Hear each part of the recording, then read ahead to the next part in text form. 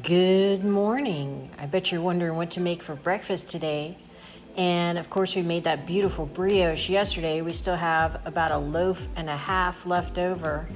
So, this is a perfect recipe for day old bread. We're going to make a breakfast bread pudding. Check this out, so easy. So, I cubed up our loaf, which was nearly a half loaf, and put it in this 8x8 tray pan. And I just realized I have to take it back out because I have to spray the tray first, otherwise it's gonna stick. But that's the beauty of doing this in real time. Okay, much better. There's my 8x8 glass dish. I sprayed it first, put the bread in there. And here's the thing, I don't know, my parents were much older. When I was born, I was kind of a surprise. And people say, no, you weren't. But I heard the talk. I know I was a big surprise. And my mom used to sing me this song called You Are My Special Angel. I think it was by Bobby Vinton. She used to sing that song to me, and it was so sweet. But I had the benefit of parents who grew up during the Depression era when they were very small.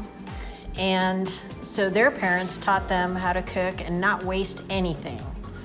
So I'm gonna share all that with you over the coming weeks, and we're gonna start with this bread pudding right here. So you can see I drizzled a little bit of ghee over the top. That's clarified butter, really handy to have in your pantry. And I use this measuring spoon. These measuring spoons are really cool. They're magnetized, so they're easy to work with. They're not attached. But you can attach them with the little magnets when you're not using them. You can go to my website at foodnationradio.com and click on the link to get some of those for your kitchen.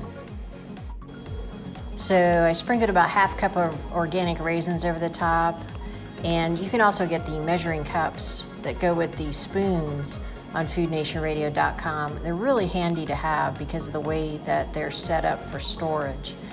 And they're easy to use. So you don't have to use raisins, but I like to use raisins in there because I think it gives it a nice flavor. We're gonna cut this up have a nice cup of coffee with it, and it's gonna be a really nice little breakfast. And next we have to do our spices and our sugar and our eggs and our milk. Then we're all set to pop it in the oven.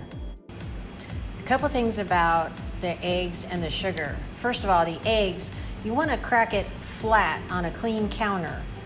You don't want to crack it on the edge of something. And the reason is the shell is where a lot of the risk of salmonella comes from. So if you crack it flat and then kind of gingerly open it up, you don't get shell touching the egg. It's minimized. So it's a good thing to do. Also, I'm going to use coconut sugar today. You don't have to. You can use regular sugar. That's fine. But the coconut sugar has a lower glycemic index, which is really good if you have problems with blood sugar. Okay, so I whisked that up, poured it over the top. I'm going to tamp that down with either, a spatula or a fork or something. Let it soak up for a few minutes, and then I'm going to bake it for about, 45 minutes or so, until it's done. And then we can cut it up into squares and make some coffee. So that's what it should look like before you put it in the oven. And that, my friends, is a beautiful thing right out of the oven. The oven's still going off. This is gonna cool off, and then we're gonna cut it into squares. I don't know if you need to see that or not. Either way, you should make this fantastic. So here it is. I put a little drizzle of maple syrup on top.